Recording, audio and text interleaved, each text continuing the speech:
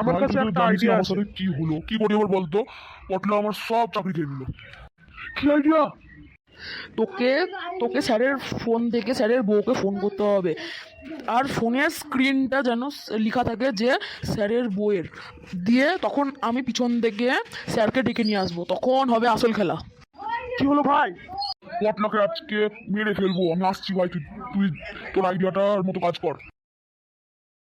হ্যাঁ জানো, আমরা কদিন পর স্যারকে ঠকিয়ে বিয়ে করে নিব। তুমি চলে আসো বাস স্ট্যান্ডের এখানে তাড়াতাড়ি। রাখছি ফোন। স্যার, আপনি এখানে? তাহলে রাজ ঠিকই বলছিল, বালি নির্দোষ। এবার আমি তোকে সাসপেন্ড করলাম, আর বালিকে আমি প্রমোশন দিয়ে দিলাম। আর জানু, কদিন পর আমি তোমাকে ডিভোর্স দিয়ে দেবো। না জানু, তুমি এরকম করতে পারো না। না না, হ্যাঁ জানু, আমি কদিন পর তোমাকে ডিভোর্স দিবই দিব। Thank you Raj.